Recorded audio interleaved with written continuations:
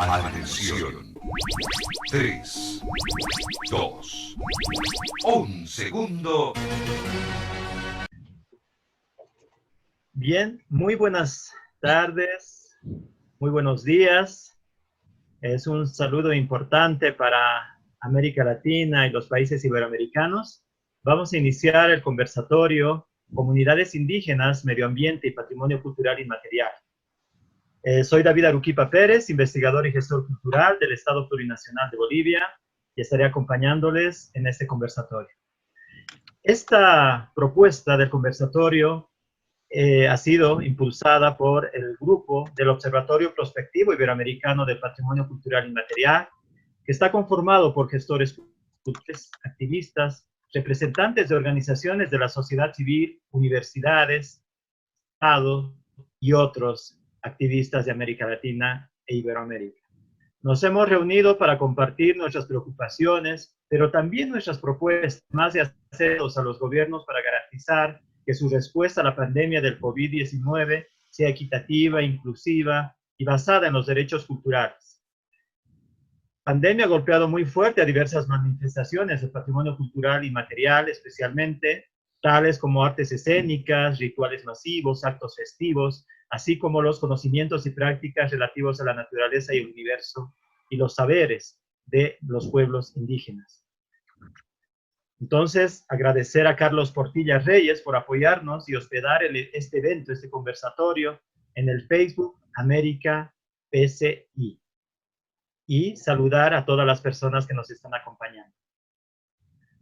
Estas preocupaciones, pues, nos han motivado a abrir este espacio de diálogo, y este será uno de los varios que abordaremos desde este comité impulsor. En esta oportunidad nos centraremos a las poblaciones indígenas y a la situación de vulnerabilidad que están atravesando en esta pandemia. Y por otro lado, veremos también el impacto turístico asociado al patrimonio cultural inmaterial que cruzan con otros factores como género, pobreza y otros. Entonces, para mí es un privilegio poder facilitar este diálogo entre grandes activistas y expertos en los temas de pueblos indígenas y patrimonio inmaterial. Nos acompañan Ruth Ross, Beatriz Huertas, Enrique Sánchez, quien cada uno nos contará desde su experiencia y territorio de acción sobre 3 aspectos: la situación de las comunidades indígenas en América Latina, con énfasis en la Amazonía, los puntos críticos que identifican y los posibles escenarios de respuesta, y recomendaciones políticas y comunitarias que nos puedan proponer. Cada presentación tendrá un tiempo de 15 minutos, compartiendo sus reflexiones y propuestas.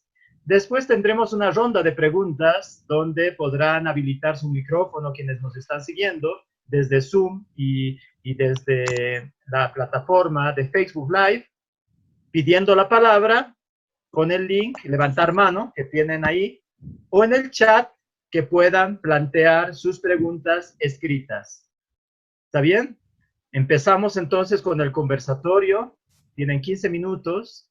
La primera expositora, Ruth Ross, que ella es socióloga con mención en desarrollo por la Pontificia Universidad Católica del Ecuador, maestra en políticas ambientales y territoriales de la Facultad de Filosofía y Letras de la Universidad de Buenos Aires.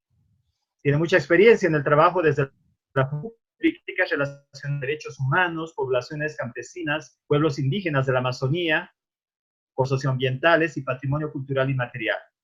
Actualmente desarrolla su tesis de maestría sobre la relación entre el Estado ecuatoriano y la definición del territorio de pueblos indígenas en aislamiento voluntario en el Parque Nacional Yasuní, Ecuador.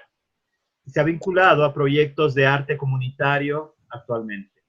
Tenemos a Ruth Ross. 15 minutos, por favor, Ruth. Ya. Bueno, primeramente agradecer la invitación.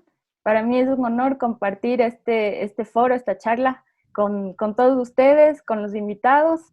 Y bueno, espero hacer un acercamiento hoy al tema más desde un enfoque territorial, ¿no? Que es en lo que yo he venido estudiando los últimos años, ¿no? Me he puesto el enfoque en ese punto, ¿no?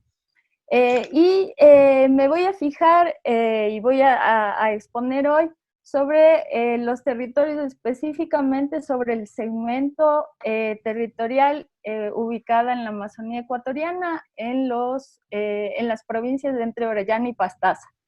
¿Por qué? Porque es mi tema de experiencia profesional y también porque es un punto interesante donde se circunscriben o se solapan varias circunscripciones territoriales. Tenemos primero esta división provincial, que son Orellana y Pastaza. Ecuador, cabe decir que Ecuador se divide político-administrativamente su territorio en provincias, bueno, estas se ubican en la Amazonía ecuatoriana.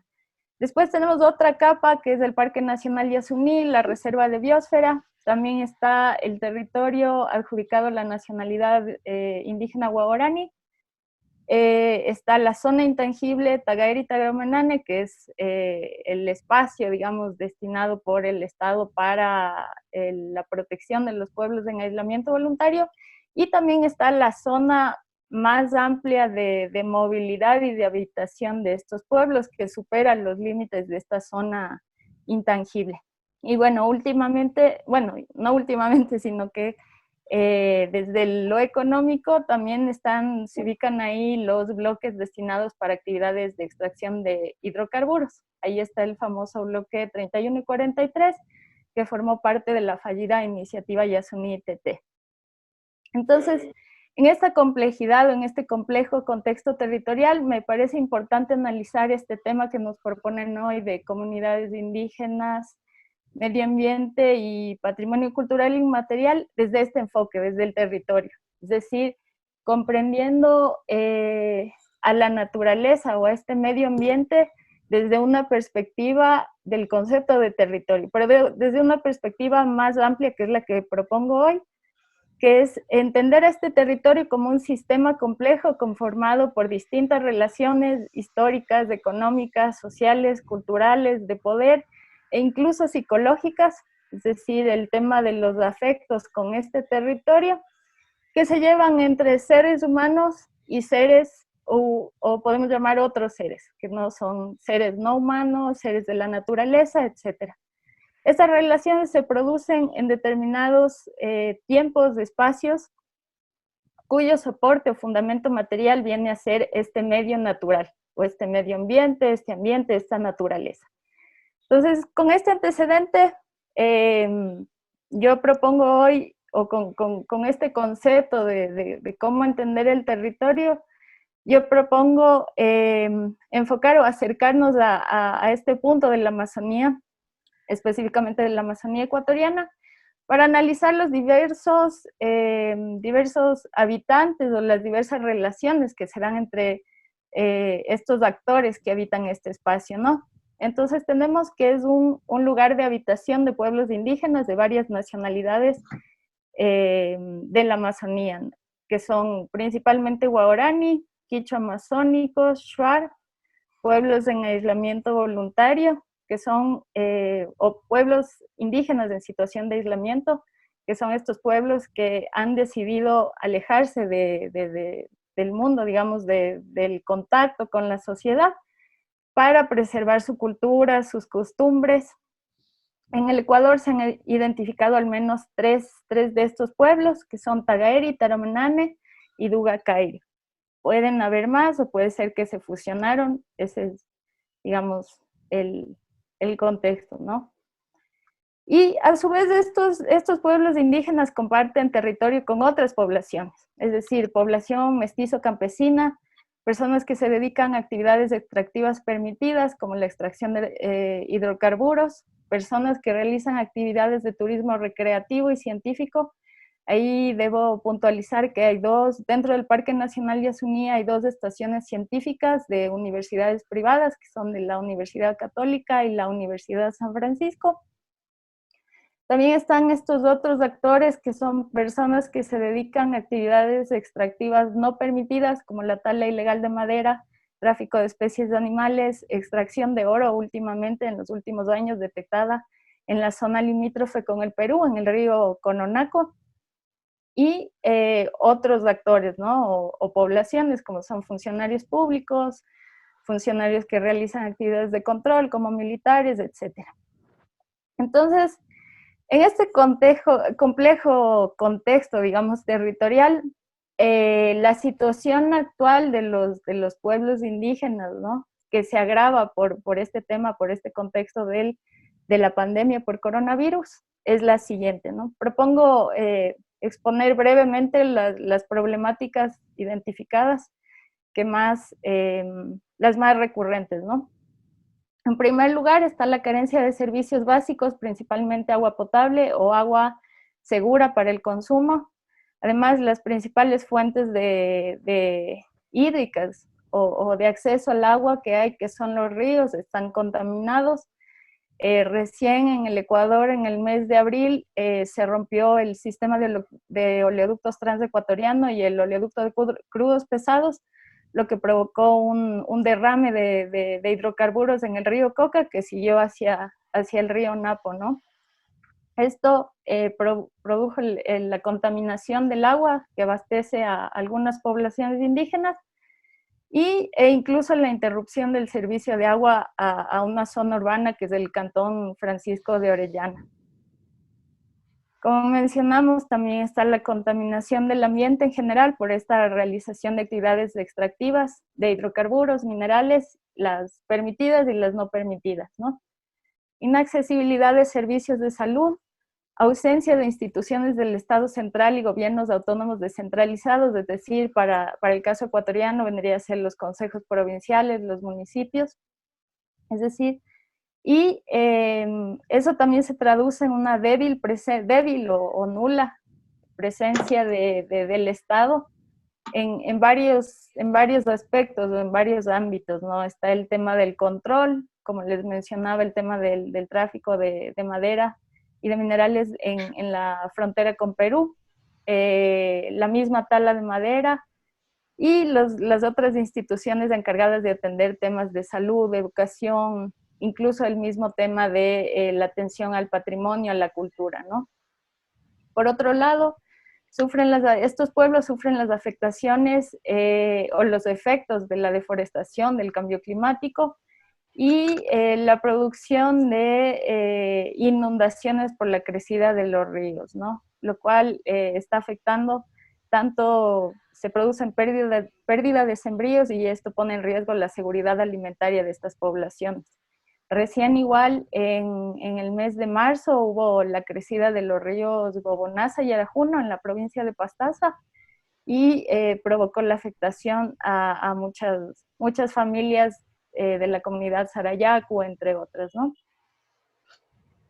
Después ya viene la parte más de políticas públicas, de este tema de que hay pocos incentivos para el fomento del patrimonio alimentario, hay problemas con el tema de la intermediación, de la comercialización, poca inversión en el ámbito de la ruralidad, hay un débil diálogo entre los saberes o conocimientos ancestrales y estas prácticas de agricultura más occidental con el tema de las fumigaciones, desnutrición infantil y alimentación no adecuada entre la población de adultos y adultos mayores. Ahí encontramos problemas de sobrepeso, de diabetes entre la población, lo que, como sabemos, en este contexto de pandemia de coronavirus los hace mucho más vulnerables. Pocas oportunidades laborales, que se traducen en el empleo informal, al que muchos de ellos se dedican, o al empleo temporal, que es el que realizan, digamos, temporalmente por contratos de corto tiempo en las petroleras o en este tipo de actividades asociadas a la extracción de hidrocarburos. Y otro tema que yo les quería plantear más desde el ámbito psicológico es esta tal vez hiperconectividad que sí se da en algunas poblaciones de la Amazonía que tienen acceso a TV cable, a redes sociales, Facebook, etcétera, versus esta desconexión real. Es decir, los problemas psicológicos que trae este manejo de la frustración por esta desconexión entre este mundo que ellos ven, ¿no? A través de la televisión, de las redes sociales, del TV cable, o de este mundo occidental que se consume a través de estos medios, y versus el choque con el mundo concreto, el mundo real, el mundo cotidiano, de limitaciones, ¿no? Y también de otra matriz cultural completamente. Como consecuencia tenemos problemas de alcoholismo, depresión, incluso suicidios entre la juventud de poblaciones indígenas, guaraní sobre todo, que son, digamos, pueblos que conocen o que tienen contacto con Occidente desde los años 40, 50, que empieza este tema de la extracción de recursos, de caucho, de petróleo, etc. La dificultad, por otro lado, de establecer relaciones de confianza entre instituciones del Estado y la población ahí, en un escenario en donde el Estado no ha cumplido sus ofrecimientos o definitivamente ha estado ausente. Y por último, esta situación se agrava y se profundiza con el contexto de la pandemia, ¿no? Del COVID-19, que va desde la carencia de insumos para bioseguridad, es decir, todo este tema tan complejo de poco acceso a materiales, hasta cosas tan sencillas como no acceso a jabón, ¿no? Agua y jabón. Entonces, este es, digamos, el escenario o la complejidad de los problemas más puntuales que he logrado identificar en esta zona. Ante estas problemáticas o esta situación, digamos, de los pueblos indígenas en la Amazonía, yo planteo dos escenarios, ¿no? Que igual se relacionan entre sí. El primero es el que considero actualmente, y creo que a nivel mundial lo estamos viviendo, el más crítico y más urgente, que es este contexto de pandemia por coronavirus, que a su vez profundiza estas situaciones o estas problemáticas que antes les expuse, ¿no? Bueno, según datos de la Confederación de Nacionalidades Indígenas de la Amazonía Ecuatoriana, se registran 73 casos confirmados de COVID. Estos son datos procesados por la organización porque a nivel nacional no hay un desglose de datos tan específico a nivel digamos, los datos oficiales del Estado no brindan ver no dan posibilidad a ver estos matices, ¿no? En las cifras. Incluso ayer la nacionalidad guaraní presentó una denuncia por casos de COVID y la muerte o el fallecimiento de un abuelo guaraní en una población que están cercanas o muy cercanas a los territorios de pueblos indígenas en aislamiento. Ante este primer escenario, ¿no? Mi mayor preocupación, la preocupación que les planteo ahora es que se profundice esta invisibilización en las poblaciones indígenas y a la ruralidad. Invisibilización que se promueve muchas veces incluso desde sectores académicos, no voluntariamente, sino tal vez porque se trata al COVID o a este coronavirus como una enfermedad únicamente urbana por el tema del hacinamiento. Pero esta perspectiva, creo yo, no nos deja plantearnos estas otras problemáticas o esta diferenciación o hacer un enfoque más multidimensional o multiescalar de esta problemática, ¿no? Es decir, mi preocupación es que las políticas públicas se enfoquen únicamente a las zonas urbanas, abandonando nuevamente y una vez más la ruralidad y las poblaciones indígenas, ¿no? De este abandono, de este posible abandono, lo que más me preocupa y el peor escenario en el tema sobre todo de pueblos indígenas en situación de aislamiento voluntario, es que un avance incontrolado de este virus entre estas poblaciones podría tener consecuencias fatales para estos pueblos, ¿no? Sobre todo porque los pueblos en situación de aislamiento voluntario no han logrado esta memoria inmunológica o todo este tema de las defensas que ahora estamos leyendo tanto con el tema del coronavirus.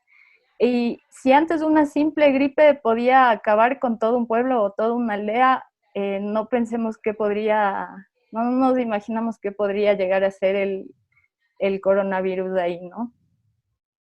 Ruth, Y ya está. segundo, ya, solo dejo planteado y de ahí ya respondemos. Y el último escenario o preocupación es este tema de la profundización del tema del extractivismo, ¿no? Al menos en el Ecuador, la respuesta del Estado frente a una baja o la baja de precio de petróleo no ha sido buscar otras alternativas productivas o volver la vista al campo, sino seguir invirtiendo en proyectos de mega minería a cielo abierto, de proyectos extractivistas de metales, etcétera, ¿no? Como alternativa a este tema de una baja del petróleo. Ese es como escenario general. Muchas gracias. Muchas gracias, Ruth, por darnos este panorama de preocupación, ¿no? de la Amazonía, donde tú estás trabajando actualmente. Pues todos estos elementos pues se conjugan también a unas políticas públicas que no han estado respondiendo ante esta situación. Bueno, para profundizar el debate, también vamos a continuar con las siguientes sesiones para al final ya generar una especie de memoria y sacar los puntos más fuertes. Nuestra querida compañera Ashley Atkins nos va a proporcionar. Continuamos con Beatriz Huerta Castillo. Ella es antropóloga por la Universidad Nacional Mayor de San Marcos, con estudios de maestría en estudios amazónicos de la misma universidad y diplomas de cursos de especialización y seminarios en pueblos indígenas. Ella ha trabajado bastante en distintas universidades, ha contribuido con la Organización de las Naciones Unidas, la Comisión Interamericana de Derechos Humanos y el Grupo Internacional de Trabajo sobre Asuntos Indígenas en el análisis y planteamiento de propuestas para garantizar los derechos de los pueblos en aislamiento y contacto inicial. Actualmente trabaja con Rainforest Foundation de Noruega y acompaña organizaciones indígenas amazónicas en la implementación de estrategias y acciones de protección de pueblos en aislamiento y contacto inicial. Autora de los libros Los pueblos en aislamiento, su lucha por la sobrevivencia y libertad, Pueblos indígenas y movimiento social en Madre de Dios, Corredor Territorial Pano Arawak y otros, y es coautora de libros Agua, Cultura y Territorialidad en el pueblo Shawi del río Silay, y coeditora del texto Los pueblos indígenas de Madre de Dios, Historia, Etnografía y Coyuntura. Gracias, Beatriz, por estar acá. Tenemos 15 minutos para poder presentar tus reflexiones. Hola, ¿qué tal? Buenos días a todos. Muchas gracias por la invitación a este foro sobre comunidades indígenas, medio ambiente y patrimonio cultural inmaterial. Voy a hablar de manera general sobre la situación de los pueblos indígenas en este contexto de la pandemia, ¿no? Pueblos indígenas amazónicos.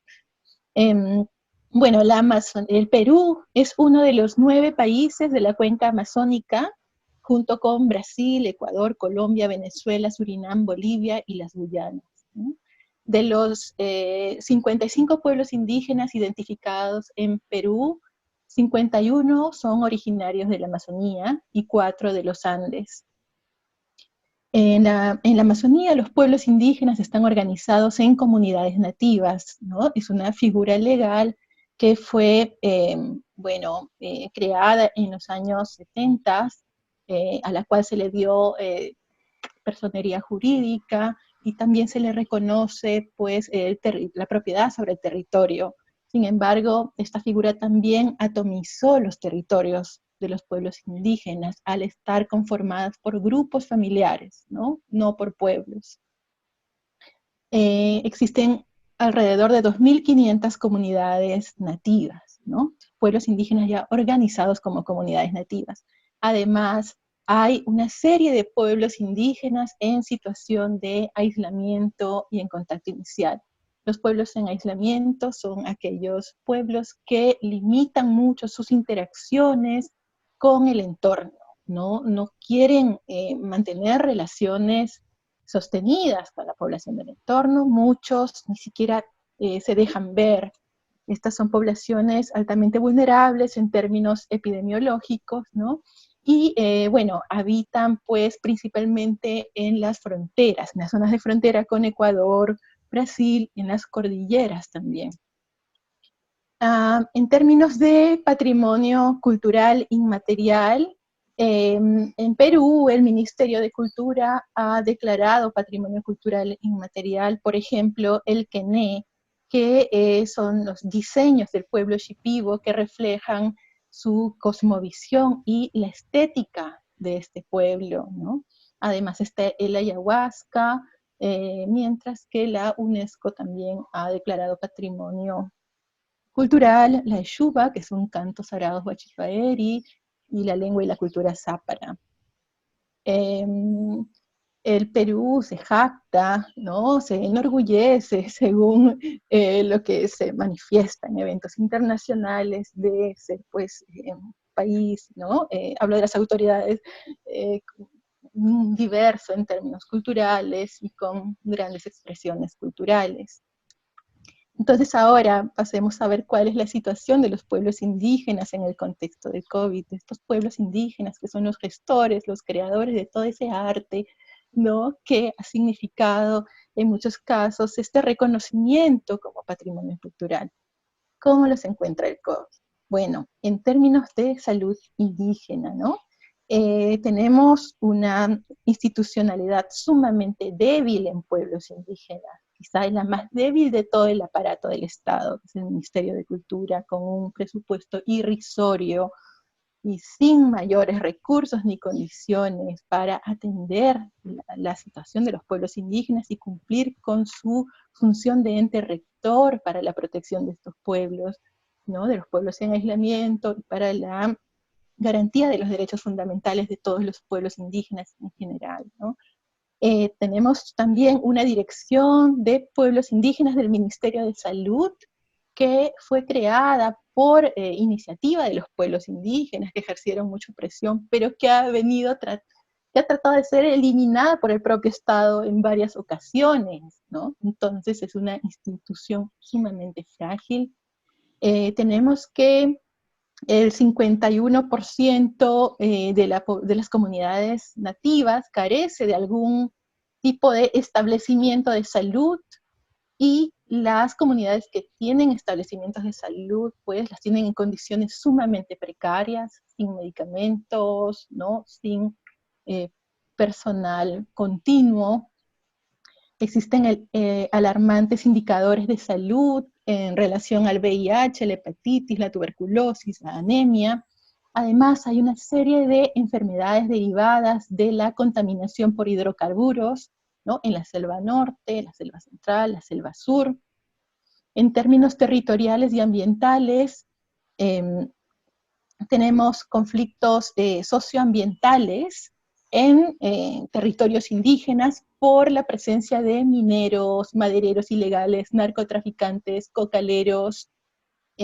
Además, hay conflictos sociales por el incumplimiento de los compromisos asumidos por empresas petroleras en términos de remediación ambiental, construcción de postas, instalaciones de agua potable, ¿no? Frente a los efectos que la contaminación por la explotación de hidrocarburos genera sobre la salud, la alimentación, las vidas, diferentes aspectos de los pueblos indígenas.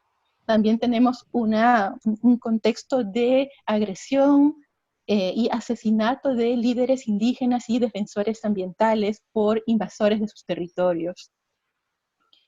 Con relación a los pueblos en aislamiento, existen numerosos pueblos en aislamiento que han sido reconocidos por el Estado. Sin embargo, sus territorios carecen de seguridad jurídica y de protección efectiva. Algunas de las solicitudes para el reconocimiento oficial de estos territorios datan, por ejemplo, del año 93, y hasta ahora no se han establecido las reservas indígenas, que es la figura, ¿no?, legal existente en la normatividad nacional para estos pueblos. Mientras tanto, lo que sí ha ocurrido es que el Estado ha continuado otorgando concesiones, lotizando y otorgando concesiones hidrocarburíferas, forestales, en estas áreas, mientras que las actividades ilegales se han incrementado, ¿no?, en estas mismas áreas, con el riesgo que esto significa para los pueblos en aislamiento y contacto inicial altamente vulnerables a las enfermedades. Entonces tenemos así que la Amazonía peruana, que es la región más extensa del país, es a la vez la más olvidada en lo que se refiere a gobernabilidad, respeto de derechos, oferta de servicios básicos, y sí muy tomada en cuenta para lo que se trata de la explotación de los recursos, ¿no? Hay una visión de la Amazonía como el lugar donde básicamente hay que explotar los recursos existentes forestales, hidrocarburíferos, mineros, bueno, sí. A ver, ¿qué puntos críticos y posibles escenarios tenemos ahora? Bueno, con más de 100.000 infectados y 3.000 fallecidos, el Perú ocupa el segundo lugar en América del Sur en impacto de COVID, después de Brasil, ¿no? Y el departamento amazónico de Loreto, en la Amazonía Norte, está entre los 4 primeros departamentos afectados por el COVID. Entonces tenemos que en las ciudades el sistema de salud pública ha colapsado y el COVID se viene difundiendo, se viene propagando entre las comunidades nativas. Entonces, está alcanzando sobre todo comunidades de las fronteras, como la triple frontera entre Colombia y Brasil, donde hay mucha fluidez en el tránsito, ¿no?, en el comercio. Entonces, ahí ya el pueblo ticuna, por ejemplo, está muy afectado por el COVID, ha perdido 7 miembros, medio centenar está contagiado. También tenemos, por ejemplo, el pueblo Chipibo, que es el gestor del quené, ¿no? Estos diseños hermosos, reconocidos, valorados por el Estado. Ellos también son uno de los pueblos que está siendo más afectado por el COVID, con ya también medio centenar de fallecidos, numerosos infectados, ¿no? Y olvidados, sin mayores condiciones sanitarias, sin atención médica, ni nada de eso. Además, también está la situación de Cantagallo. Cantagallo es una comunidad indígena urbana que está muy cerca del Palacio de Gobierno. Está habitada por chipigos y miembros de otros pueblos, que son pues los creadores, los que producen todas estos textiles, esta cerámica, ¿no?, con el quené, que es tan simbólico para, ¿no?, para el país en términos de patrimonio cultural inmaterial. El 70% de la población de Cantagallo está infectada con el COVID, ¿no? Estando a un paso del Palacio de Gobierno. Esta comunidad, bueno, ya han muerto 3 personas. Esta comunidad carece de servicios básicos, de saneamiento, ¿no? La comunidad también fue afectada por un incendio voraz que arrasó con las viviendas. Hace varios años que están pidiendo atención del Estado y no la tienen. Entonces, esta es la situación que está enfrentando el pueblo chipibo, ¿no?, que están simbólico hablando en términos de reconocimiento de patrimonio cultural inmaterial. Y bueno, ¿qué más tenemos? Tenemos el riesgo de la expansión del virus. Mientras en las ciudades, en Lima, se dice que ya se alcanzó la meseta, están disminuyendo los casos, en las comunidades se están incrementando, ¿no? Se están esparciendo, la entrega de bonos, ¿no? De los programas sociales, de los bonos de la emergencia, ha conllevado el desplazamiento de población indígena hacia las ciudades, hacia los centros poblados, y en ese trayecto se han contagiado. Entonces tenemos una situación de expansión del virus en las comunidades. Además, bueno, las actividades ilegales han continuado, no ha habido cuarentena para ellos, han seguido entrando y saliendo, explotando los recursos, talando, extrayendo minería de las comunidades, ¿no? Y no ha pasado nada con ellos.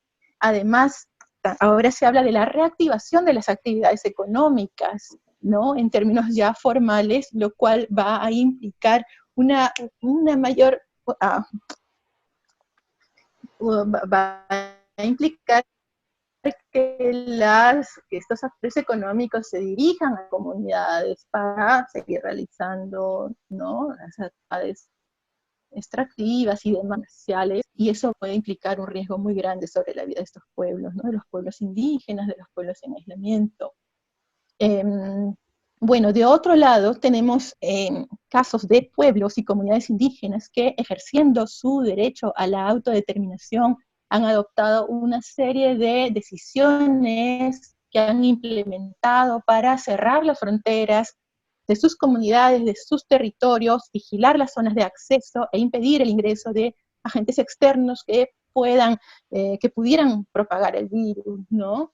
Y así han formado comités de vigilancia, están aplicando la medicina tradicional para paliar los síntomas de la enfermedad, y así están tomando estas iniciativas, pero son solo una parte de los pueblos indígenas. Podemos decir que la mayoría está afectada, ¿no? Está afectada, no ha tenido información sobre el COVID oportuna para tomar las medidas de prevención del caso, y ahora necesitan atención urgente. Entonces, para hablar ya de las recomendaciones, tenemos pues, a ver, un país que promociona la diversidad cultural, las manifestaciones culturales, ¿no? Y sin embargo, ha olvidado a los pueblos indígenas. Entonces hace falta que el Estado pues respete las iniciativas que están tomando los pueblos indígenas para ejercer el control frente al COVID, también que dialogue con ellos, que escuche sus demandas y que aplique, las incorpore en las políticas, en las normas, para ¿no? Atenderlos frente a la epidemia. Esto lo estamos hablando en términos de corto plazo. También el tema de la reactivación económica es una gran amenaza. No se debe reactivar la economía en la Amazonía mientras no se haya controlado el virus, porque está en propagación a diferencia de otros lugares, ¿no? Bueno, como la ciudad. A medio plazo también se necesita una política nacional sobre pueblos indígenas que sea formulada con los pueblos indígenas. Una institucionalidad sobre pueblos indígenas también hace falta, porque la que existe no es sumamente frágil. Es necesario formular una política de salud intercultural, ¿no?, permanente, con participación de los pueblos indígenas, con pertinencia cultural, que tome en cuenta la dispersión poblacional de los pueblos indígenas, asignar mayor presupuesto al Ministerio de Salud. Es necesario también para los pueblos en aislamiento y contacto inicial dar seguridad jurídica a sus territorios, ¿no?, protegerlos de manera efectiva, e implementar una serie de mecanismos para evitar la expansión de epidemias entre ellos. Y finalmente, quiero acá mencionar una cita, ¿no?, de Goethe, que dice que en la segunda mitad del siglo pasado se extinguieron de manera física o cultural 11 pueblos indígenas y subgrupos pertenecientes a 5 familias lingüísticas se encuentran en peligro de seguir esta misma suerte. Entre estos últimos se encuentran los pueblos en aislamiento. Muchas gracias. Bueno, muchas gracias, Beatriz, por ese panorama que nos presentas. similar al de Ecuador, pero a mí me ha parecido muy importante que has enfatizado también en esta criminalización, los asesinatos a líderes indígenas, defensores de los territorios y los parques, que ese es un tema también de agenda. Y también me quedo con estos espacios de diálogo, respeto, incorporación de las demandas y que toda decisión desde los estados pues tiene que ser con los pueblos indígenas. Entonces vamos a continuar ahora con la siguiente presentación ya para cerrar este ciclo de presentaciones para luego escuchar también a nuestras asistentes. Bueno, tenemos el grato honor de presentar a Enrique Sánchez desde Colombia. Él es sociólogo, lideró en el Ministerio de Culturas de Colombia la formulación de la política pública y las normas para la salvaguarda del patrimonio cultural inmaterial, investigador y consultor en el campo de los derechos de los pueblos étnicos y la conservación y uso sostenible de la biodiversidad. Ha trabajado en el sector público como investigador y consultor de organismos multilaterales y organizaciones no gubernamentales. Fue consultor del Instituto de Investigaciones Biológicas Alexander von Humboldt para el Plan de Acción de Biodiversidad de la Amazonía e investigador principal del Programa de Uso y Valoración de la Biodiversidad. Miembro del Grupo Técnico y Consultivo del Proyecto de la CEPAL Amazonía Posible y Sostenible y consultor para el proyecto de la Red Parques, Áreas Protegidas, Soluciones Naturales al Cambio Climático. Tenemos un gusto de presentarte, Enrique. Tienes 15 minutos para poder presentar tus reflexiones. Bueno, buenos días y buenas tardes a todos. Bueno, Rudy y Beatriz me dejaron sin tema, porque prácticamente lo que ellas dijeron prácticamente es casi lo mismo que está sucediendo en Colombia. Es decir, me sorprende mucho ver cómo tenemos problemas comunes. Y yo comenzaría como haciendo una reflexión general, casi sobre el escenario. Lo que ha hecho la pandemia es acelerar un proceso de genocidio que viene sucediendo en estos países desde hace mucho rato. Y me llama mucho la atención, es decir, un fenómeno o algunas males sociales que la pandemia ha puesto en evidencia.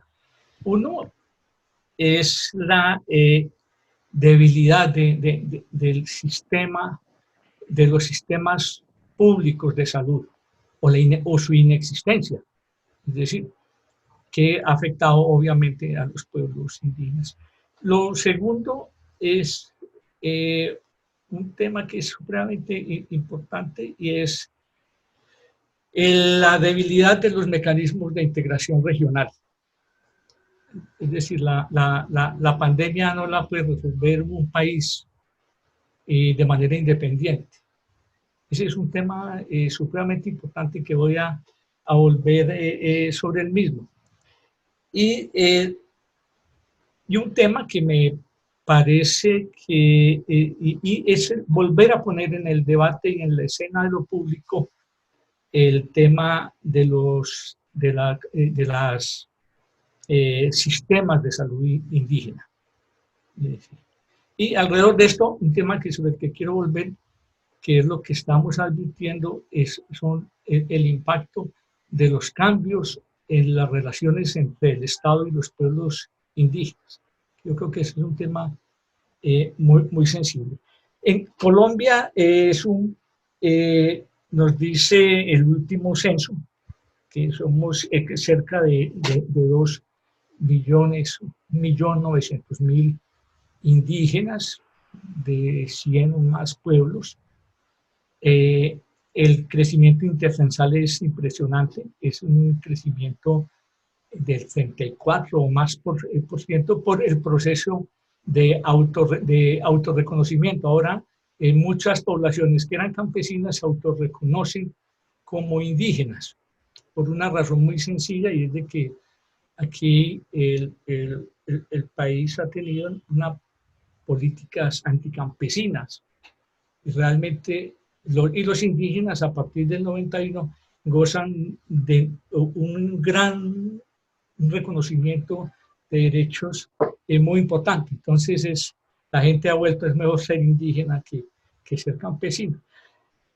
La situación, los indígenas viven acá en resguardos indígenas, que son un régimen de propiedad comunal y real, y que ha sido fundamental en la preservación de los pueblos y los territorios indígenas. Hay 824 resguardos indígenas, 32 millones de hectáreas en todo el país. Y eso ha sido como fundamental, ese régimen de, digamos, esa seguridad jurídica. La situación es bien diferente, como anotaban Beatriz, es muy diferente la situación a los indígenas andinos, a los de las tierras bajas. Esa es una diferenciación que se mantiene. Sin embargo, tenemos como unas situaciones críticas, que uno, pues, son los indígenas que están en las fronteras de colonización y de procesos, pues, de expansión de la ganadería y de la agroindustria. Es una situación muy particular acá, que paradójicamente, con el proceso de paz, esa frontera que estaba detenida por el conflicto armado, ha vuelto a coger una gran actividad, afectando sobre todo la región amazónica. Está el tema de obviamente, de los pueblos que están en economías cercanos a proyectos de economías de enclave, especialmente mineros, que esa es la otra pandemia, al lado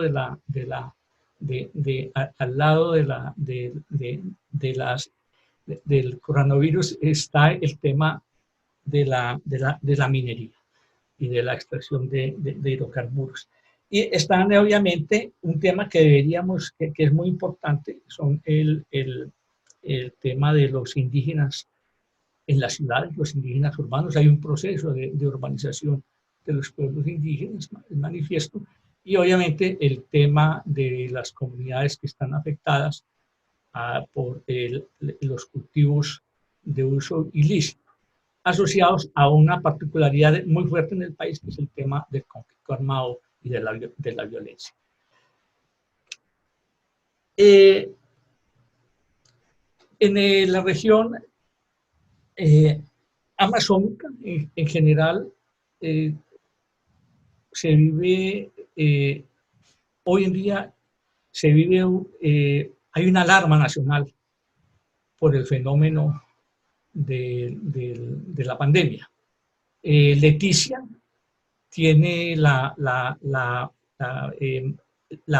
tasa más alta de afectación y de morbilidad y mortalidad del país. Y es muy interesante, aquí empiezan a aparecer los problemas que sí que debería ameritar un debate muy grande, y es la situación de los indígenas en las fronteras políticas de los países. Y ahí aparece el tema que todos lo tenemos, el problema de la data, de la información. De hecho, la información es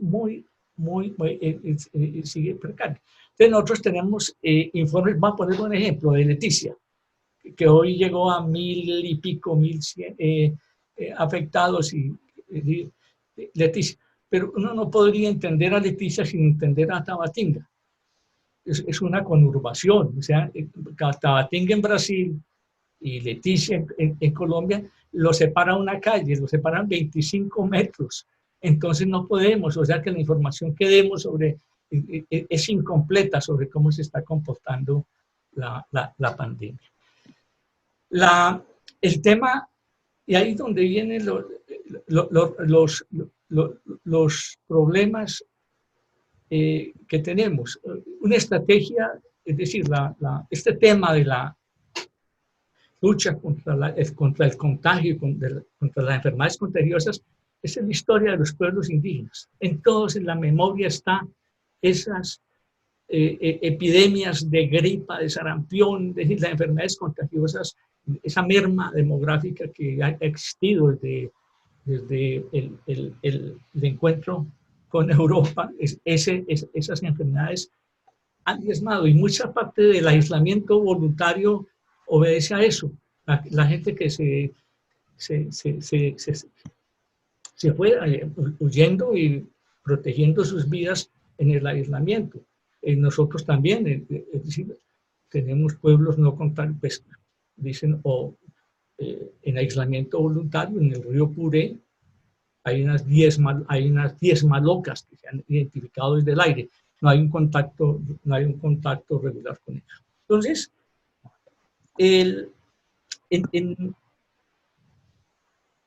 veíamos entonces que si miramos el caso del Amazonas, encontramos la alta incidencia en el Perú, en Iquitos.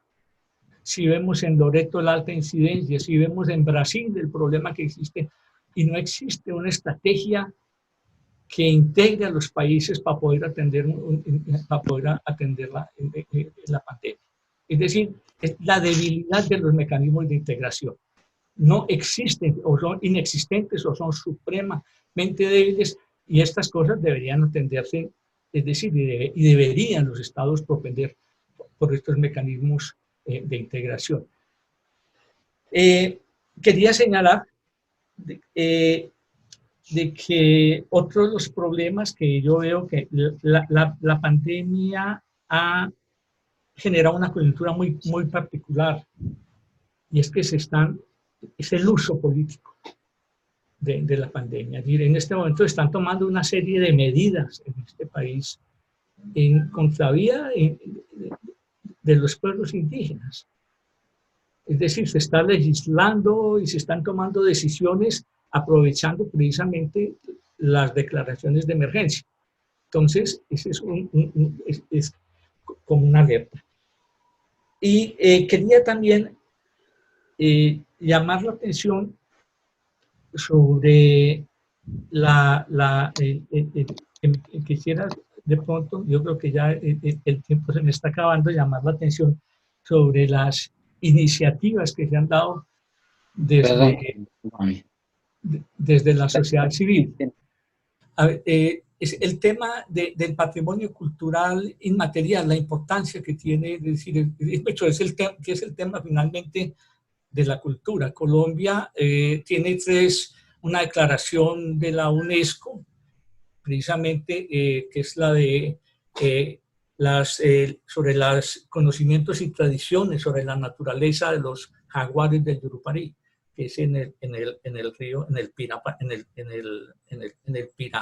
en el Baupés. Esta es una declaración que busca precisamente preservar el sistema médico tradicional, entendido que la visión indígena es una visión social de la salud. El que está enfermo no son solamente las personas, se enferma la sociedad, se enferma la naturaleza, se enferma el pensamiento, se enferma la palabra, y esa es la función del chama. Entonces, esta es una declaración supremamente importante. La otra es el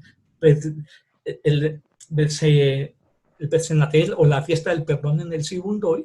Aquí está, por ahí estaba David Gómez, que fue el que asesoró ese proyecto, y una declaratoria que se hizo de manera preventiva, una declaratoria de precisamente los saberes y conocimientos de un pueblo Nuca, que es un pueblo que entró en contacto de manera traumática y que tiene graves problemas de todo tipo.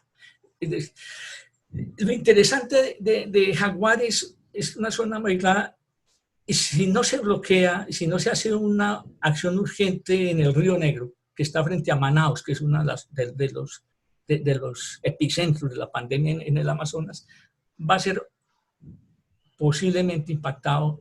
Ojalá que no, pero si no se hace un control efectivo sobre los ríos, porque el Río Negro, si uno entra desde Manaus, el Río Negro, el impacto puede ser brutal. Estamos frente a un riesgo de un etnocidio.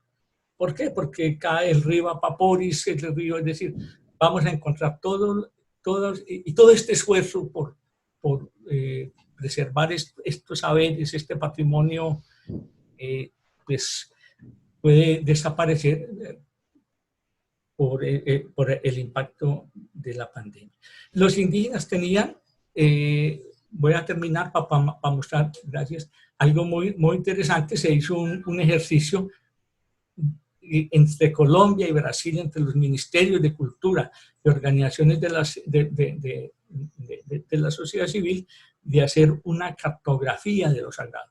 Eso es importantísimo, esa cartografía de lo sagrado, de identificar los sitios sagrados y poder reconectar a la sociedad con esos sitios que tienen que ver mucho con las estrategias de aislamiento. El aislamiento ha sido un mecanismo permanente, un recurso que ahora estamos acudiendo a él porque no hay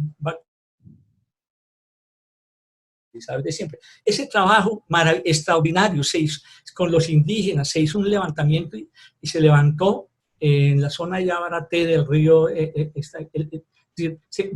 una gran parte de la región amazónica se hizo un levantamiento de sitios sagrados. Sin embargo, pues, la inestabilidad de los funcionarios, la inestabilidad de las políticas públicas en nuestros países es un esfuerzo que quedó trunco. O sea, que no se siguió avanzando en esa estrategia que tenía que ver con esa visión indígena de integralidad de lo que hoy llamamos pues, salud social, o sea, que tiene que ver con la salud de las personas, la salud del medio ambiente y lo que diría un chamán, un payé, con la salud del pensamiento y la palabra. Dejo ahí para la discusión más tarde.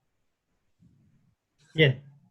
Gracias, Henry, por también plantearnos esta alerta que creo desde Bolivia, desde Colombia, Ecuador, Perú, compartimos, ¿no? Que la pandemia está enfatizando un proceso de genocidio. Creo que ese es un tema que tenemos que seguir profundizando en el debate.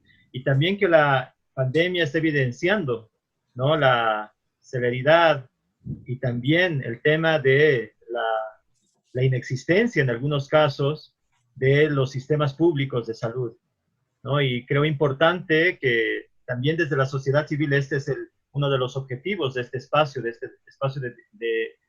discusión, de conversación, es justamente plantear algunos mecanismos de integración regional para poder responder a este tema, ¿no?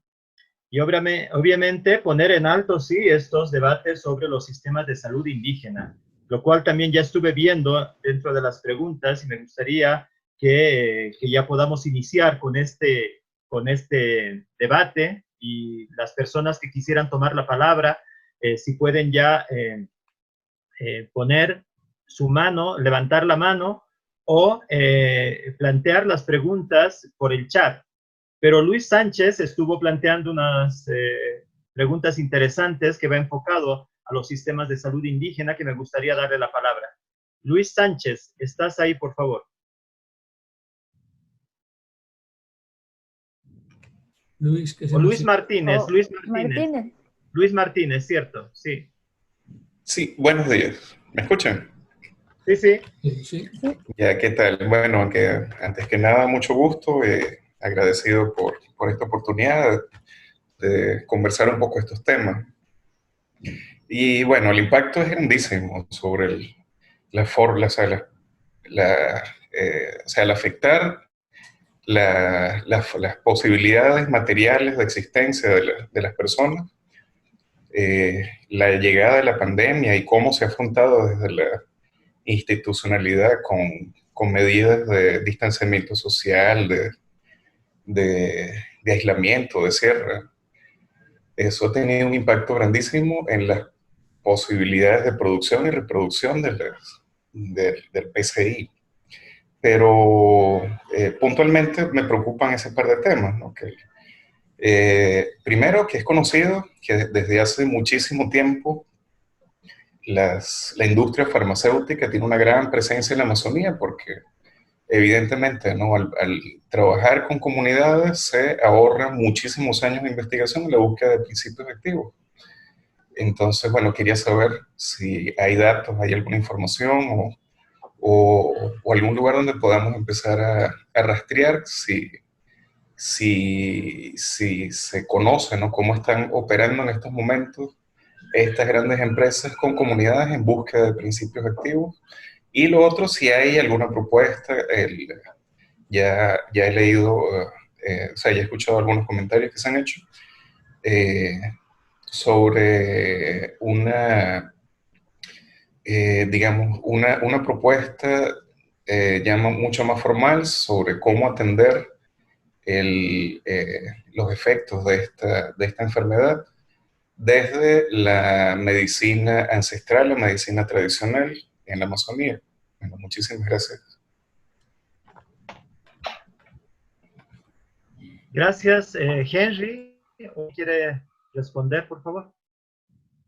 No, yo no tengo, es decir, obviamente ese es un problema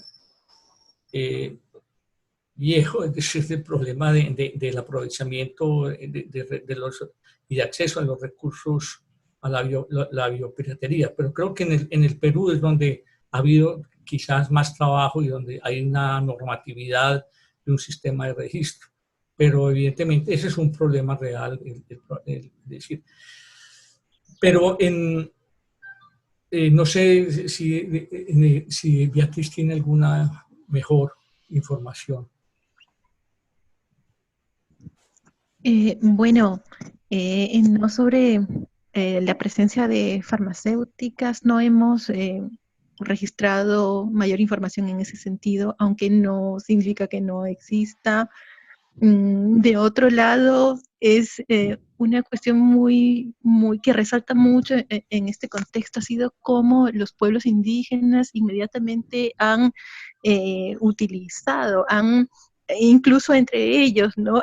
Por escrito, han hecho una relación de productos medicinales que se debían, pues, utilizar para bueno, aliviarse, ¿no? Aliviar los síntomas, y esto ha sido algo general, algo que se ha visto en muchos pueblos y también en población indígena varada, en ciudades, ¿no? Población indígena a la que le agarró la cuarentena en ciudades como Lima, Iquitos, y que por ningún motivo querían ir a los hospitales o acudir al servicio de salud pública porque tienen mucha desconfianza, porque son discriminados.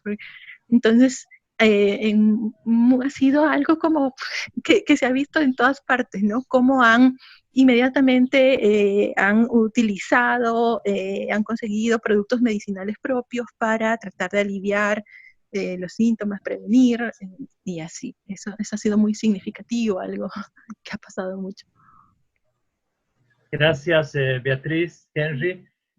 Pues tenemos muchos mensajes y saludos de México, de Chile, y también solicitudes de palabra. Sonalí Palacios, por favor.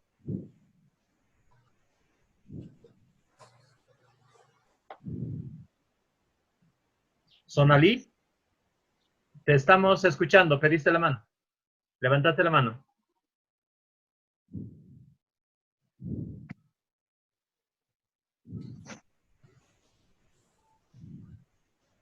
Bueno, voy a pasar a las... está David Gómez, por favor, ¿podría hacer uso de la palabra? Hola, buenos días a todos y todas. Muchas gracias. ¿Me escuchan? Sí. Sí. Mi pregunta es para, pues principalmente para Enrique, pero también para los otros panelistas, y es frente a lo que Enrique señala de la falta, digamos, de la debilidad de los mecanismos de integración que se ha hecho evidente en el tema de la atención a la pandemia. ¿Cuál es su lectura frente a la integración, la articulación, la cooperación entre las mismas comunidades y las organizaciones de base? ¿Eso realmente sí se ha fortalecido? ¿Cómo se podría fortalecer? Digamos, ¿cuál sería como el rol que tienen ahora en este escenario? Sobre todo porque es uno de los, digamos, de los argumentos fuertes en relación sobre todo con el patrimonio cultural inmaterial, y es esta idea de la comunidad como base de todo el patrimonio y de las relaciones entre la comunidad. Y la segunda pregunta es un poco si, sobre todo para Ruth, frente a esta idea de la, digamos, de la actividad o el bombardeo de información, sobre todo por redes, sería efectivo pensar en programas o campañas o mensajes construidos con los pueblos indígenas en lenguajes indígenas para distribuirse por estos canales. Eso, digamos, hay iniciativas que conozcan, podríamos pensar nosotros en construir alguna. Gracias. Bueno, Gracias. respondo a David, la integración regional necesita, fundamentalmente necesitamos las organizaciones de base, pero se necesita el apoyo obviamente del sector público e inclusive del sector privado. Y yo pongo como ejemplo, este ejemplo que les puse de cooperación en en torno a la geografía de lo sagrado, que fue una iniciativa donde está el sector público y realmente y los pueblos indígenas. Pero es una lástima que esto que no haya tenido continuidad. Y no tuvo continuidad porque la inestabilidad del sector público, el sector de atención al indígena, el sector cultural en nuestro país es inmenso. En el Perú en 4 años ha habido como 6 ministros de cultura distintos. Y usted sabe la inestabilidad de los funcionarios es inmensa, pero es necesario. Pero hay un ejemplo positivo, y lo menciono, es el trabajo que viene haciendo con el liderazgo de la comunidad Awa, de la gran familia Awa de Colombia y Ecuador, en un proyecto que se llama Salud de Cuenca, de los ríos, del río Mataje, de los ríos Mira y Mataje. Ese proyecto, con la colaboración del Fondo Mundial para la Naturaleza, están las instituciones públicas, pero ha sido interesante este proyecto que viene del sector ambiental, pero que es muy interesante porque considera variables de salud pública, como es el tema de la morbilidad y mortalidad infantil y la incidencia de la enfermedad diarreica aguda. Ese es un ejemplo que creo que lleva unos 2 años en ejercicio, pero en el que concurre el sector público, el sector, las organizaciones no gubernamentales, pero sobre todo el liderazgo de las organizaciones indígenas, en este caso la gran familia Awa, que reúne a indígenas de Colombia y Ecuador. Es un ejemplo que digo que se pueden hacer las cosas y es positivo. Sí, Gracias. igual para responder la pregunta, yo conozco el tema también, creo que Beatriz es parte de ese grupo que se activó con miembros de la sociedad civil, de organizaciones de base, expertos sobre el tema de pueblos indígenas en situación de aislamiento. Fueron los primeros que sacaron códigos de protocolos de conducta para enfrentar el tema de la pandemia.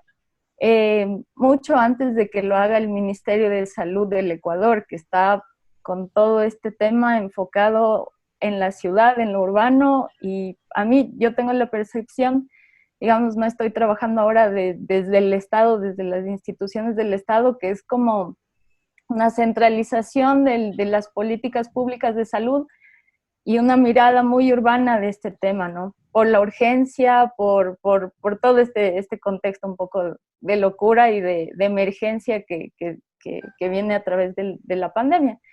Entonces, eso como para comentar cómo se activan estas organizaciones de base también a nivel regional, ¿no?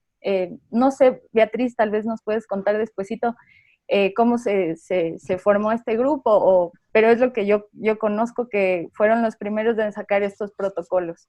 Y después del tema esto de la hiperconectividad, el uso de redes sociales, sí, justamente las organizaciones indígenas de aquí del Ecuador, la CONAIE, que es la Confederación de Organizaciones del Movimiento Indígena, sacó una serie de indicación, digamos, de una campaña como de salud preventiva, ¿no?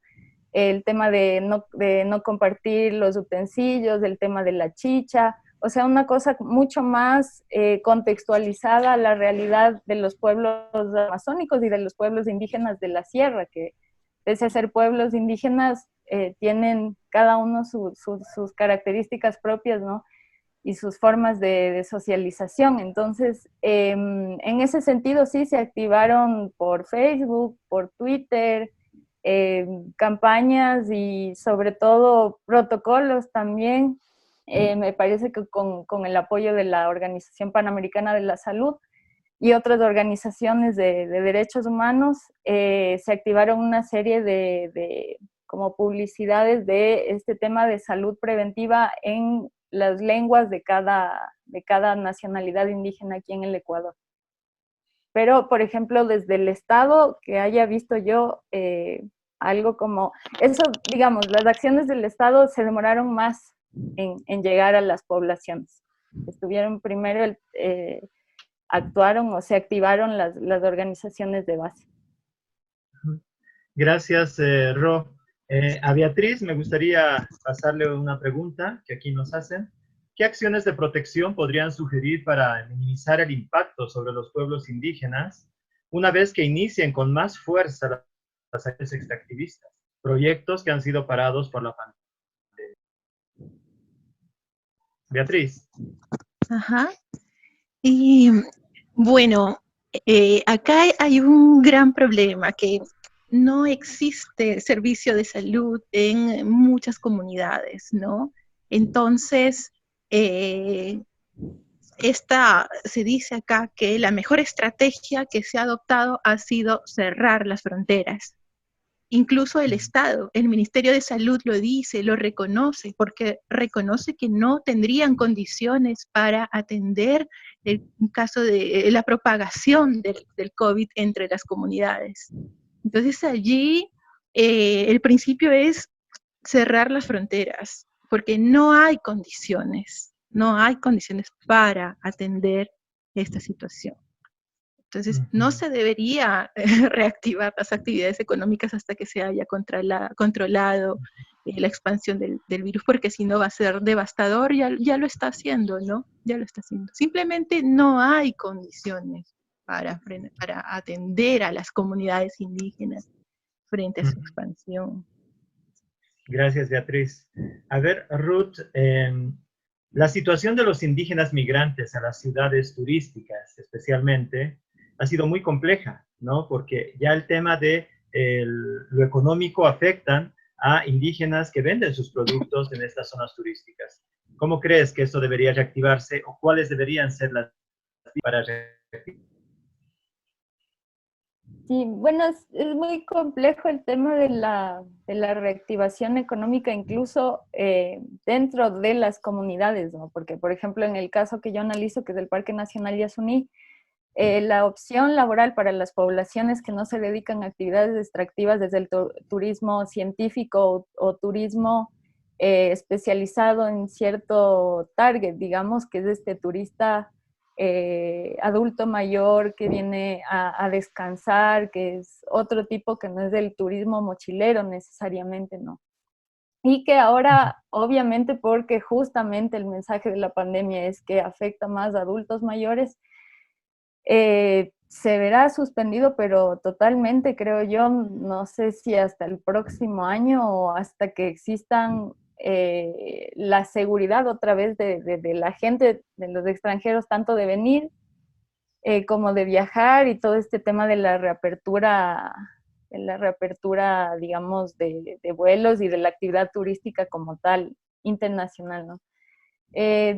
Y por ahí, por eso yo hablaba mucho del tema del abandono de la ruralidad, de las políticas del campo o agrarias, de atención a esa población, porque, digamos, mucha gente no abandonó por completo, pero digamos que tomó como opción el tema del turismo y la venta de artesanías, descuidando un poco tal vez el tema del patrimonio alimentario, ¿no? Que vemos lo que hoy es lo que sostiene en realidad esta crisis y esta emergencia, porque es en el aislamiento lo que ha dado de comer y abastecido a las ciudades, que prácticamente en esta condición de aislamiento y de teletrabajo no producen nada más que que documentos, ¿no? Entonces, en ese tema creo yo que sí hay que volver, pero con políticas reales,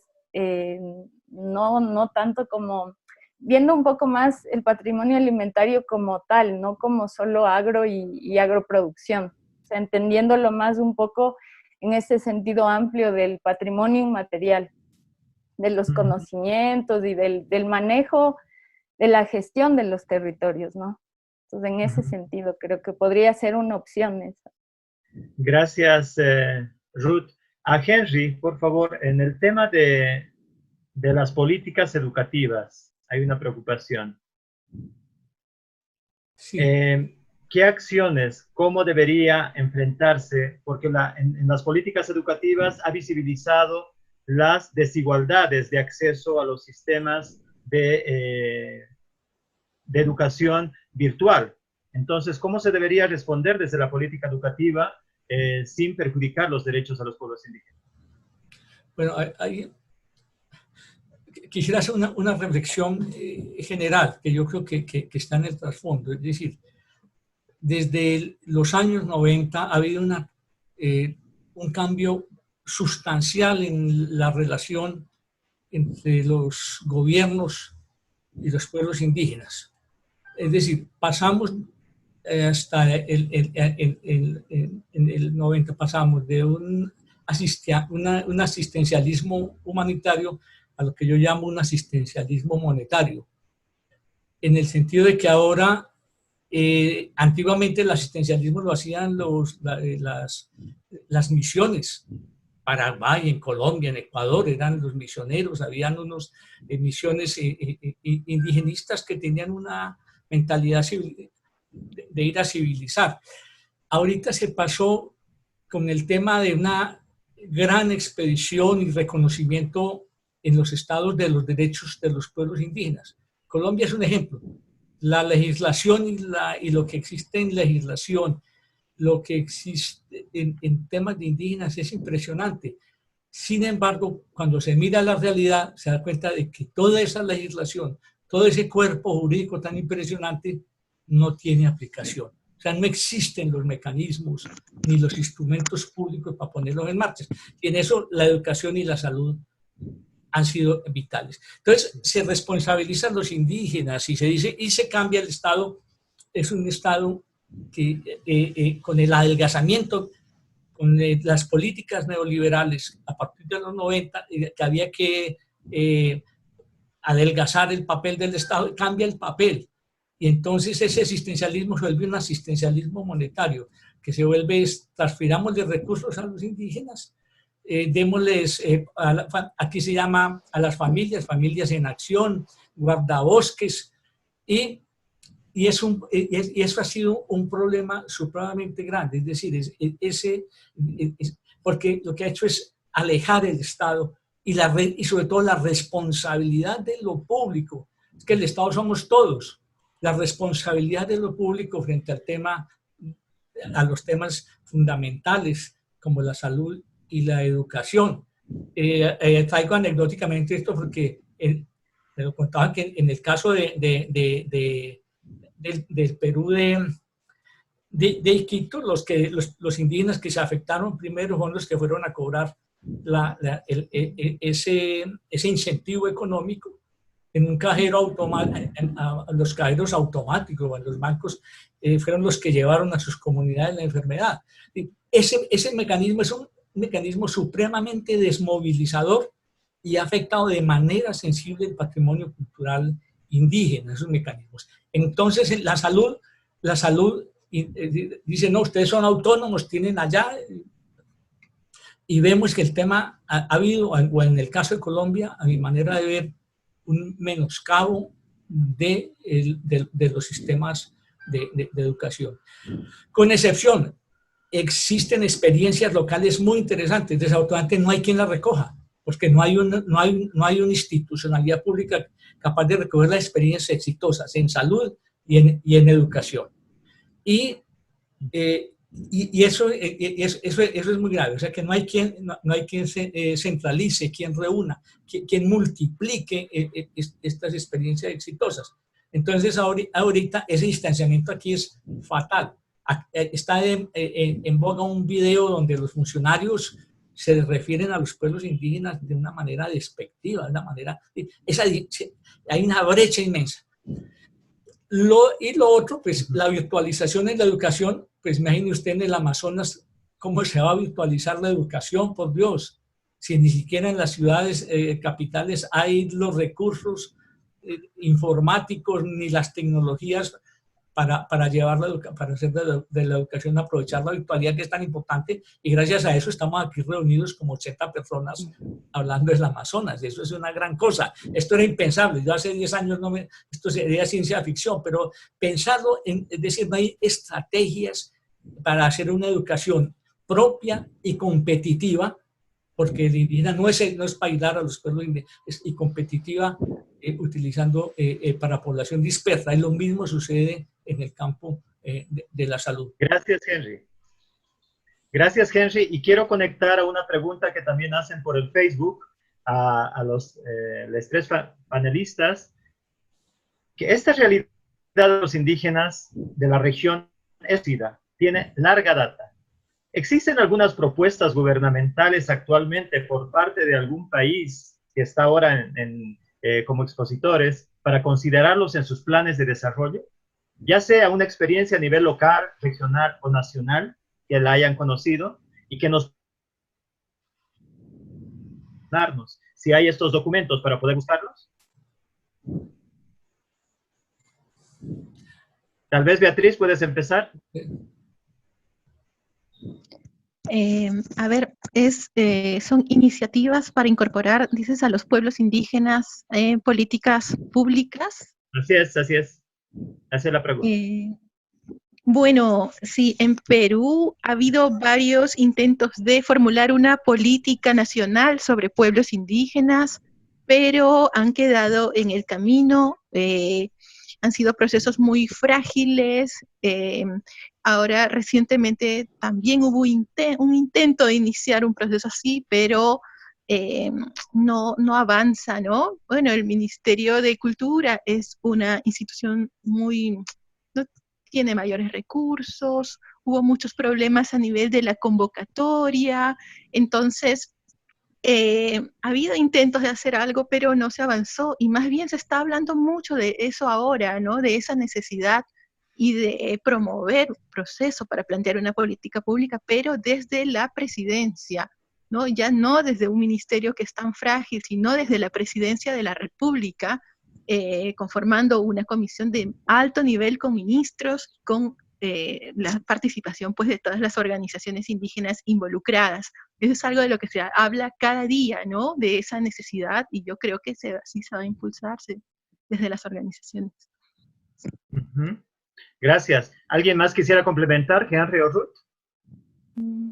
En el caso del Ecuador, tienes todo este marco normativo, empezando por la Constitución vigente desde el 2008, que recoge todas estas luchas indígenas desde los 70s, 90s, etcétera, ¿no? Pero que no lograron en estos años de vigencia de esa Constitución aterrizar completamente, o sea, mejorar realmente las condiciones de vida de las poblaciones indígenas. Para mí es una declaración muy linda la Constitución actual y todos los documentos y convenciones incluso de Naciones Unidas a las que el Ecuador se ha adscrito, pero hay una brecha muy, muy grande el momento de que haces la política pública y que ya la enfocas o ya la aterrizas, ¿no? Incluso los enfoques de política pública están como muy desconectados de todo este beneficio, digamos, que pueda hacer o que pueda significar para los pueblos indígenas. Entonces, gracias. Quiero aprovechar a Henry y preguntarle, que nos hacen en el Zoom, en la Amazonía del Ecuador, Colombia, ¿cómo se ha manejado el tema de la seguridad alimentaria? ¿Tienes conocimiento, Henry? Sí. Ahora, este es un tema que interesa mucho y nos va a interesar mucho para pospandemia, si es que va a existir pospandemia. O sea, es decir, el problema alimentario es un problema central de los países, precisamente porque una característica común es que los países han desbaratado su sistema de seguridad alimentaria. Es decir, la teoría económica pues, de las ventajas comparativas, que es mejor traer café de fuera que producirlo en el país. Y nosotros, por ejemplo, el caso de nosotros que éramos exportadores de alimentos, hoy en día somos un país que estamos importando entre 10 y 11 billones de toneladas de alimentos al año. Y traemos arroz pudiendo producir muchas cosas, hemos desbaratado nuestro sistema. Ahora, el tema ya a nivel comunitario es un tema que sí ha sido muy interesante en las iniciativas locales y es supremamente importante. Yo creo que el caso David de Bolivia es que ha sobrellevado las crisis porque tiene una economía campesina fuerte.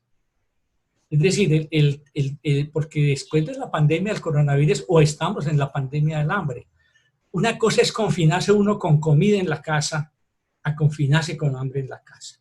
Hoy le estamos diciéndole a la gente, y ya eso fracasó, por favor quédese en su casa. Cuando tú vives en una precaria vivienda en 6, 7 metros y sin comida, y cuando te la rebuscas en la calle, ¿cómo te van a decir que te confines? Y hoy en día estamos sobreviviendo. A mí me ha impresionado todas las iniciativas que hay de volver al trueque, a comprarle directamente al campesino, a romper las cadenas de intermediación, en fin, y la economía, y esas economías se pueden revitalizar. A mí me preguntan, ¿y qué es lo mejor que uno puede hacer por la economía campesina indígena? Es comprarles los productos. Esa es la mejor manera, comprémosle al campesino. Pero desafortunadamente, las políticas públicas en torno a la economía campesina son muy débiles. Hay una cantidad de incentivos, pero los incentivos los aprovechan los ricos. Es decir, el pobre no tiene derecho, o el campesino o el indígena no tiene acceso a eso. Yo quería decir algo, lo de la planificación. A mí siempre me gustó mucho el modelo ecuatoriano de planificación de abajo hacia arriba, de las parroquias. Me parece que es muy interesante. Desafortunadamente, la planificación se hace en los términos occidentales. No miramos los sistemas indígenas de pensamiento y no hay ese fenómeno de adecuación. Y los planes de vida, de desarrollo, de vivir bien, a veces se han vuelto ejercicios que finalmente no se logran incorporar o vincular a los planes de desarrollo. Lo que yo he visto en Ecuador, que estuve trabajando un tema que es muy importante y que no podemos soslayar, y es de que en el caso amazónico me ha llamado el libro. Tenemos un factor también que pesa mucho, y es el escenario de posible de cambio climático, que va a afectar la economía y sobre todo está afectando los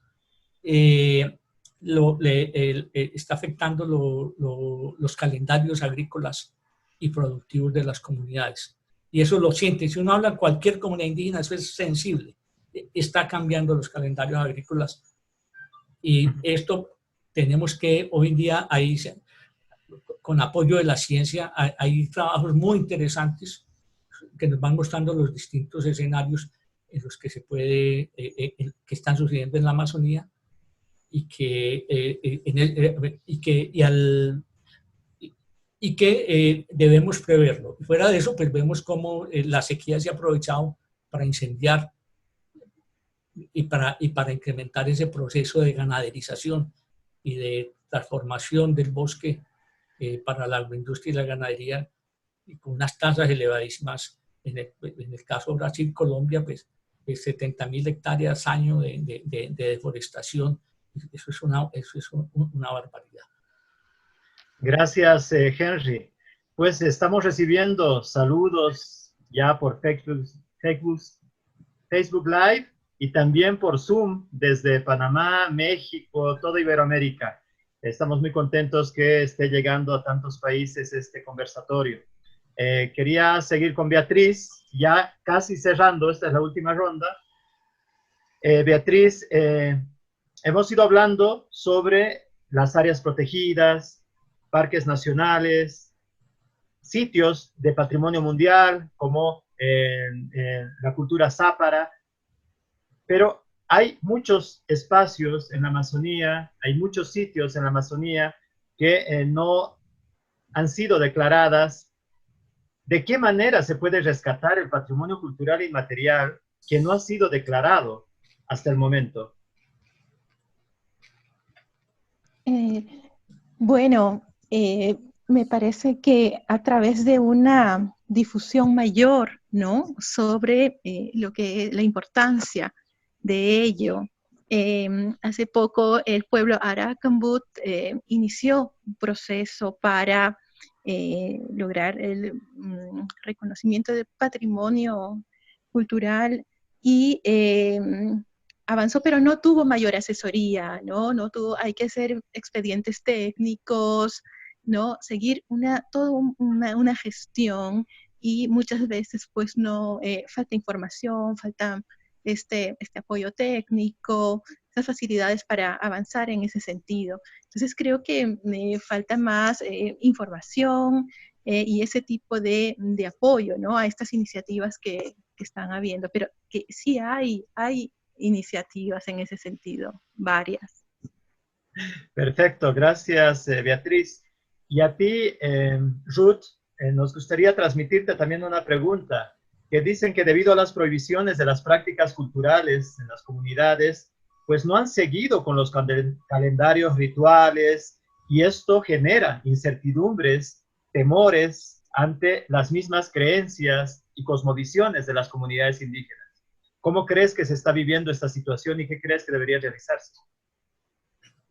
Sí, eso justo iba a hablar antes del tema de, por ejemplo, los ritos fúnebres, ¿no? Que te dicen esto que si un paciente o una persona fallece probablemente por el COVID, entonces no te devuelven el cuerpo y esa incertidumbre, esa angustia, ¿no? De las personas, tanto indígenas como citadinos, digamos, urbanos, de no poder hacer el rito de enterrar a un ser querido. Entonces, yo creo que como la cultura igual se reinventa siempre, ¿no? Es un acto de invención siempre y seguramente va a haber algún otro tipo de rito que al menos temporalmente va a suplir ese antiguo o esa práctica no tradicional. Y bueno, por el momento es temporal, lo que se cree es que es temporal, aunque puede ser que esta pandemia se queda por muchos años más. Creo que la misma creatividad de los grupos humanos va a hacer que los ritos tradicionales sean tal vez transformados o llevados de otra manera, ¿no? Nosotros mismos vemos que ahora se llevan ritos fúnebres por vías virtuales, por el tema, ¿no? del internet y todo eso, y no sé, tal vez va por ahí la cosa y cuando pase todo, vuelven otra vez de esos ritos. Es todavía, esa es una gran incógnita todavía en el patrimonio inmaterial. ¿Qué forma van a tomar algunas prácticas que se llevaban? Por ejemplo, el tema yo tenía el encargo del seguimiento de una procesión de la Virgen de Guápulo, por ejemplo, que ya tenía que estarse, lo venían organizando desde inicios de año y todo se quedó suspendido y es esa expectativa de que si ya en agosto que se tenía que desarrollar la gran fiesta, va a ser posible, qué va a ser posible, qué parte de esa fiesta va a ser posible realizarse, qué parte no. Es una gran incógnita todavía. Así es, gracias Ruth. Bueno, también compartimos con Edith Sánchez que nos dice que debemos hacer inventarios con la participación comunitaria como un proceso fundamental para registrar el patrimonio cultural inmaterial a nivel nacional y de las listas de la UNESCO.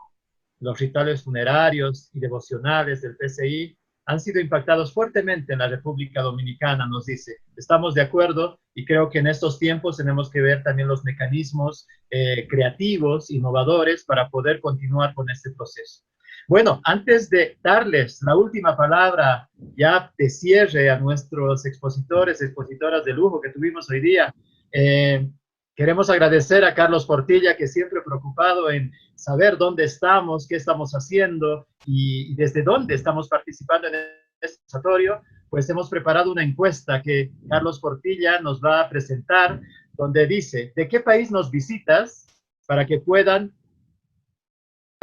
quedar en cada uno de estos: España, México, Cuba, Jamaica, Costa Rica, El Salvador, Guatemala, Honduras, Nicaragua, Argentina u otros países. Por favor, si todas las personas participantes en Zoom y en Facebook puede enviarnos esta encuesta, va a ser muy importante para nosotros porque vamos a seguir con estas actividades, con estos webinarios para poder acercarnos más en Iberoamérica a través del patrimonio cultural inmaterial. Bueno, antes de cederle la palabra a Hashi, ¿no? Que nos va a hacer la relatoría muy corta, Ashley Higgins, vamos a darles la última palabra de despedida ya, querida Ruth. Bueno, primero agradecer la invitación, y algo que me quedaba pendiente era, y que he venido leyendo estos últimos días, es cómo vamos a repensar este futuro, este contexto post-pandemia, ¿no? Si seguimos pensando desde los mismos patrones culturales antes de que esto pase o pre-pandemia, creo que no hemos aprendido nada, sinceramente. Y creo que en eso los pueblos indígenas y sus cosmovisiones tienen mucho que enseñarnos. Y nada, tratar de ver cómo nos reinventamos como sociedades también. Entonces, gracias Ruth. Nos quedamos con esto. Tenemos que reinventarnos como sociedades y aprender más de los pueblos indígenas. Beatriz Huertas, por favor, tu despedida y un tema que quisieras enfatizar como recomendación. Sí, bueno, también creo que en general se ha evidenciado, en el marco de esta pandemia, se ha evidenciado la brecha tan grande que hay, el abandono histórico, ¿no?, de los pueblos indígenas por el Estado, la exclusión, y esto pues se ha expresado de la peor manera, ¿no? Yo creo que sí se está generando una reflexión en la misma línea de lo que dice Ruth con respecto a esto, y se espera pues que haya una reflexión que termine pues en propuestas concretas para ir superando estas brechas, ¿no? Y creo que nos toca a todos aportar en ese sentido. Gracias, Beatriz. Reinventarnos como sociedades. No, Henry Sánchez, por favor, la última palabra. Bueno, no, muchas gracias por darme la oportunidad de intervenir en este diálogo. Tengo dos cosas que agregar. Uno, pues, es la importancia y la necesidad de la integración regional. Creo que necesitamos en este momento estrategias de integración, tanto desde las organizaciones de base de los pueblos indígenas, de la sociedad, y sobre todo también necesitamos respuestas desde el Estado. Es decir, la pandemia, sus consecuencias, para poderlas paliar y resolver, necesitan del concierto y la integración. Y yo creo que esta es una oportunidad para llamar a la integración en el caso amazónico, de la importancia de la integración fronteriza. Los pueblos indígenas han sido artificialmente escindidos por las fronteras políticas, y eso es un problema. Lo otro es la importancia, obviamente, de lo local. Hoy en día todo lo que está haciendo a nivel local, todas estas innovaciones son muy importantes. Son muy importantes. Y lo tercero es llamar la atención pues, sobre algo que está pasando en nuestro país, y es el trágico asesinato de los líderes sociales. En lo que va transcurrido el año, 100 líderes. Crear y reemplazar un líder, un dirigente comunitario cuesta mucho. Es decir, y es un costo inmenso para la sociedad que, aprovechando precisamente la pandemia, grupos violentos estén aprovechando esta circunstancia para acabar con la dirigencia de los pueblos, en particular de los pueblos indígenas. Muchas gracias y ojalá entre todos pues hagamos fuerza por realmente construir una sociedad mejor, en paz, que es el mayor de los bienes. Gracias, Henry. Y nos quedamos con esto de las estrategias de integración y donde los pueblos indígenas pues sean parte fundante de estas estrategias. También el grupo impulsor del Observatorio Prospectivo Iberoamericano de Patrimonio Cultural y Material, quien ha organizado este evento, pues ya está dando estos pasos de integración. Y creo muy importante que continuemos con esta tarea que nos estamos encomendando. Bueno, vamos a dar la palabra a Ashley Aikins para que nos pueda dar ese punteo de las claves que nos deja este conversatorio. Además, informarles a todos y todas que se está haciendo la memoria de este evento para luego poder devolverles este documento y este conversatorio que va a estar colgado en las páginas de América PCI. Ashley. Bueno, muchas gracias. Bueno, fue muy interesante y todos hablaron de muchos temas integrados y entonces no puedo unir todo, todo a la vez, voy a ser muy breve y después voy a escribir algo un poco más complejo para todos. Pero para ser muy breve, había como 5 puntos claves, ¿no? Por mi parte, que quería compartir. Entonces creo que es importante tener estos tipos de conversaciones en un tiempo de caos, de desconexión, de miedo, que también es un tiempo de no sé, de oportunidad, ¿no? De oportunidad para pensar en lo que queremos después de este punto clave, ¿no? Entonces, es una oportunidad para estos tipos de recomendaciones, para un futuro más equitable, más sostenible y más a punto de reciprocidad. Y hoy día fue mucha inspiración sobre eso. Entonces, un punto muy clave para mí era la interdisciplinaridad entre todo, que es muy complejo, es imposible separar los temas de salud, de la tierra, del medio ambiente y de patrimonio cultural y material. Y si intentamos fracturarlos, separarlos, vamos a romper la tela de la humanidad.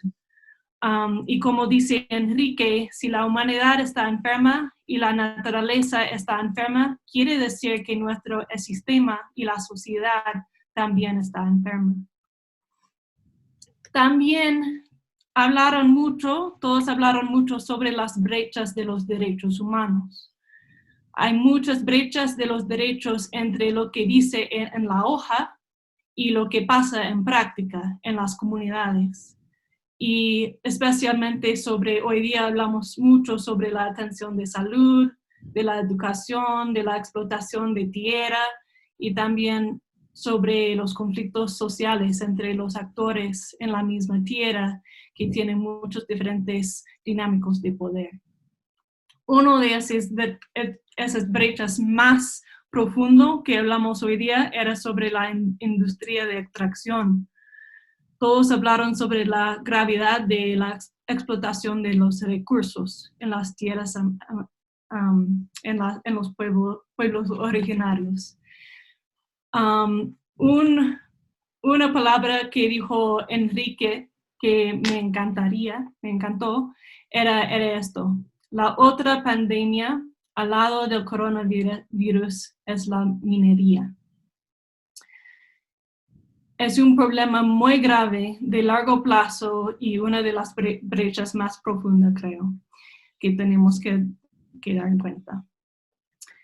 También otro tema muy clave que hablo mucho todos era sobre la salud holística. Hay que honorar el sistema de la salud indígena. La otra pandemia era minería. Había una pregunta en el chat. El quote de Enrique era, la otra pandemia al lado del coronavirus es la minería. Yeah. Bueno, sobre la salud indígena y las otras formas de salud que existen en el mundo, no solo la salud occidental. Beatriz recomienda 5 muy buenas recomendaciones.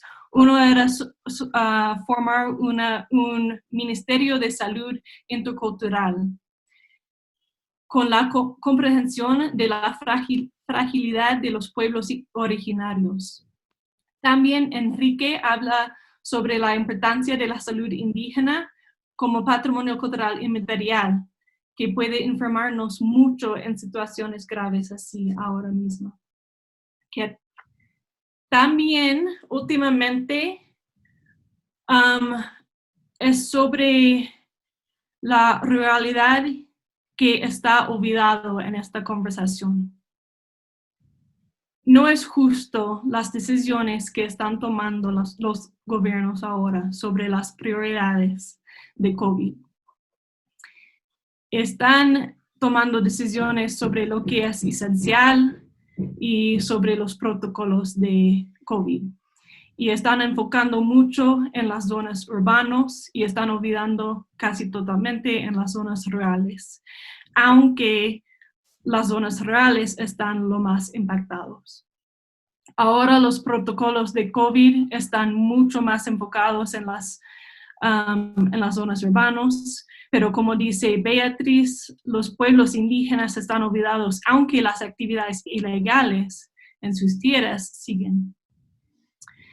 Una recomendación de Ruth es que hay que hacer un enfoque más multidimensional. Y 2 recomendaciones de Beatriz están, 1 es que tienen que respetar las iniciativas comunitarias para protegerse a sí mismo contra el COVID. Y 2, tienen que incluirse mucho más en los diálogos y los protocolos de COVID, sin olvidarles y sin abandonarles en esta conversación. Bueno, muchas gracias a todos para esa conversación tan inspirada. Muchas gracias, Ashley, y agradecer a toda la gente que nos ha estado acompañando por Facebook Live y también por el Zoom. Agradecidos como grupo impulsor prospectivo de Patrimonio Cultural Inmaterial Iberoamericano, pues nos hemos reunido entre distintos países, Colombia, Ecuador, Perú, Brasil, España, México, ¿no? Y tantos países que están acompañando a este grupo impulsor, y esperemos que todos los países de América Latina e Iberoamérica pues se conecten. Nos hemos reunido para poder trabajar justamente por el patrimonio cultural inmaterial en los distintos aspectos y contextos, ¿no? Como las políticas culturales asociadas al patrimonio cultural, a las políticas sociales y la salud pública, que hoy abordamos algunos temas, a los temas migratorios y la relación con el patrimonio cultural inmaterial, al medio ambiente, al turismo y la economía relacionada a la cultura, a los derechos de los pueblos indígenas, a las comunidades portadoras del patrimonio, la educación formal e informal, el género, cómo se conecta con el patrimonio cultural inmaterial, las TICs, ¿no? Las tecnologías de información y comunicación, los medios masivos de comunicación y las agendas de cooperación internacional. Este grupo impulsor tiene una agenda importantísima que abordar y seguir, ¿no? Planteando temáticas para la discusión. El patrimonio cultural inmaterial es uno de los sectores más golpeados por el COVID-19, pero también esta resiliencia, este trabajo conjunto de integración y comunidad entre los países iberoamericanos, entre gestores, investigadores, activistas, pues estamos haciendo posible tener estos espacios de encuentro, de fraternidad y de no sentirnos solos ni solas. Por ello queremos agradecer a Ruth, a Beatriz, a Henry, a Ashley por hacernos esta memoria inicial, a Carlos Portilla, con quienes iniciamos este ciclo de conversatorios. Vamos a tener muchos más conversatorios, estén atentos por América, PCI, por este grupo impulsor que les abraza, les manda un abrazo solidario en estos tiempos de COVID y esperemos que pronto podamos vernos y abrazarnos afectivamente. Muchas gracias por acompañarnos. Gracias y hasta la próxima.